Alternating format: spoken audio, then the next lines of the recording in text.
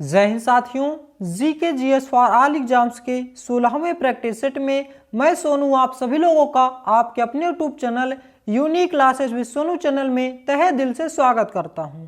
आज के इस वीडियो में हम पढ़ेंगे 25 महत्वपूर्ण प्रश्न जो कि सभी एग्जाम्स के लिए बहुत ही महत्वपूर्ण साबित होगा। तो चलिए बिना देरी किए हुए वीडियो को स्टार्ट करते हैं।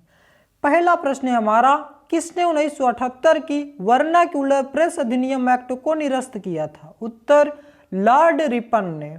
किसने 1978 की वर्नाक्यूलर प्रेस अधिनियम एक्ट को निरस्त किया था? लॉर्ड रिपन ने। लॉर्ड रिपन जो 1880 से 1884 के दौरान भारत के वायसराय थे। फ्लोरेंस नाइटिंगेल ने रिपन को भारतीय समाज का उद्धारक कहा है। हंटर आयोग का गठन 1882 में लॉर्ड रिपन के द्वारा किया गया था। दूसरा प्रश्न, उत्तर प्रदेश विज्ञान एवं प्रौद्योगिकी परिषद का गठन कब किया गया? उत्तर 1975 ईस्वी में। उत्तर प्रदेश विज्ञान एवं प्रौद्योगिकी परिषद का गठन कब किया गया? 1975 ईस्वी में। तीसरा प्रश्न, एशिया का सबसे ऊंचा दरवाजा कौन सा है? उत्तर बुलंद दरवाजा। एशिया का सबसे ऊंचा दरवाजा कौन सा है? बुलंद दरवाजा। इसे अकबर ने 1602 में फतेहपुर सीकरी में बनवाया था। तो बुलंद दरवाजा का निर्माण किसने कराया था? अकबर ने 1602 में फतेहपुर सीकरी में बनवाया था। इसका निर्माण गुजरात विजय के उपलक्ष्य में हुआ था। इसकी ऊंचाई की बात करें तो 55.63 मीटर तथा चौड़ाई 33 मीटर है। इसका निर्माण 20 वर्ष इसके निर्माण में 20 वर्ष का समय लगा था और लगभग 43 से 45 सीढ़ियों के बराबर यह ऊंचा बना हुआ है।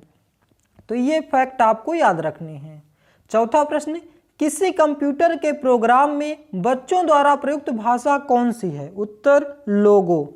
बच्चों द्वारा प्रयुक्त की जाने वाली भाषा कौन सी है कंप्यूटर प्रोग्राम में? लोगो। पांचवा प्रश्न, नोबेल पुरस्कार किसकी याद में दिया जाता है? उत्तर स्वीडन के वैज्ञानिक अल्फ्रेड नोबेल की याद में।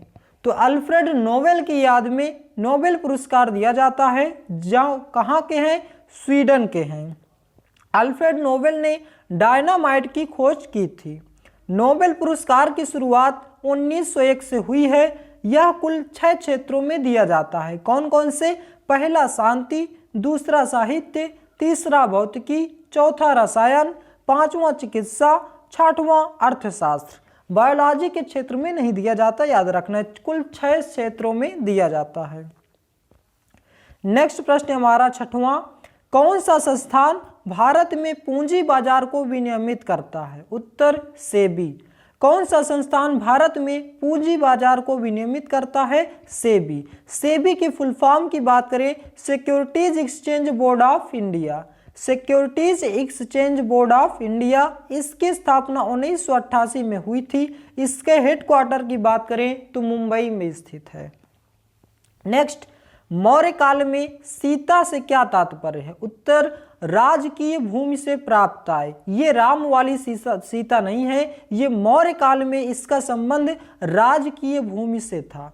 मौर्य काल में सीता से तात्पर्य कर था। यह कर राज्य की भूमि पर वसूला जाता था। सामान्यतः यह 10% था। मतलब कि यह मौर्य काल में सीता का तात्पर्य कर से था, जो किसानों से और ग्रामीण से कर वसूला जाता था। ये इसका संबंध उससे है और यह कितना लिया जाता था? 10% था।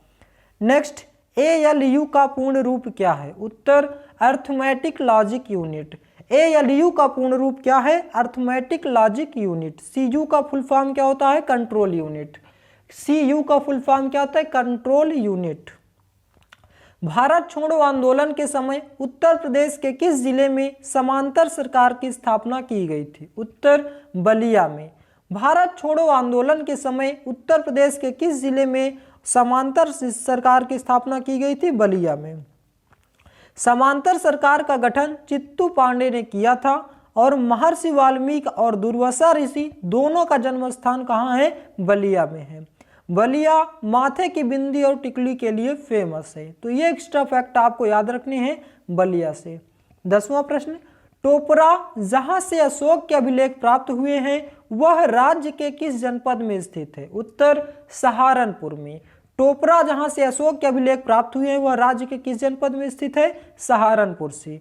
टोपरा अभिलेख को फिरोज शाह तुगलक ने दिल्ली लाया था। टोपरा अभिलेख किसने लाया था? फिरोज शाह तुगलक लाए थे। कहां? दिल्ली।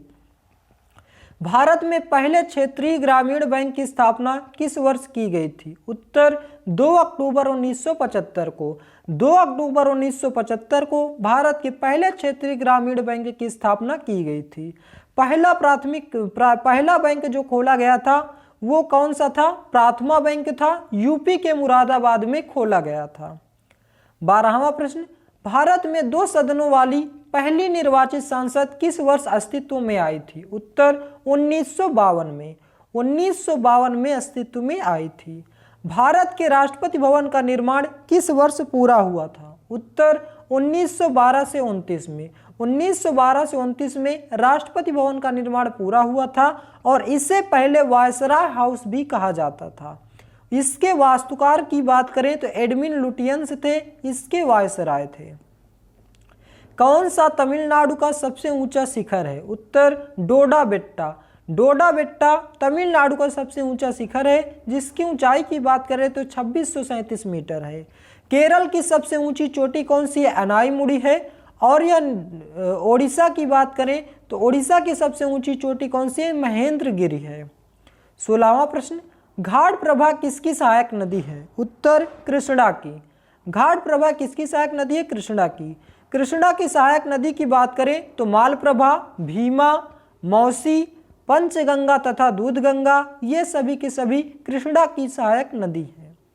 कौन से राज्य ने 2022 में 36वें राष्ट्रीय खेल की मेजबानी की है? उत्तर गुजरात ने। 2022 में 36वें राष्ट्रीय खेल की मेजबानी किसने की है? गुजरात ने। शुभंकर क्या था इसका? सावज, जिसका उद्घाटन प्रधानमंत्री नरेंद्र मोदी ने किया था और राज्यों में प्रथम पूछा जाए तो महाराष्ट्र था। 37वें राष्ट्रीय खेल की मेजबानी कौन करेगा? गोवा करेगा और इसका शुभंकर क्या होगा? मोगा। नेक्स्ट, साहित्य का नोबेल पुरस्कार 2022 किसने जीता था? उत्तर एनी एरनॉक्स ने। एनी एरनॉक्स ने साहित्य नोबेल पुरस्कार 2022 जीता है।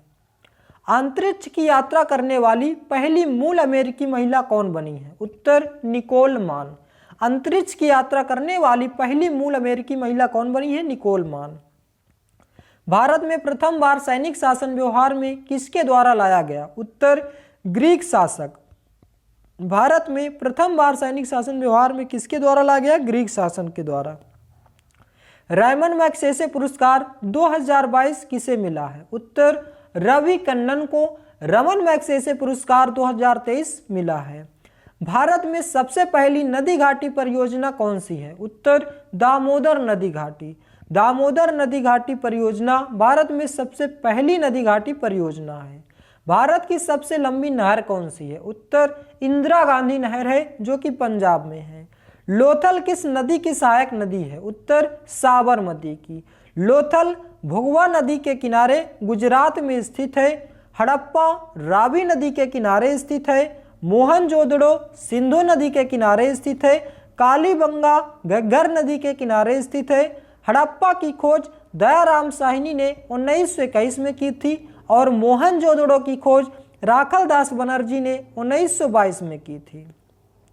भारत के मुख्य न्यायाधीश की नियुक्ति किसके द्वारा की जाती है? उत्तर भारत के राष्ट्रपति के द्वारा।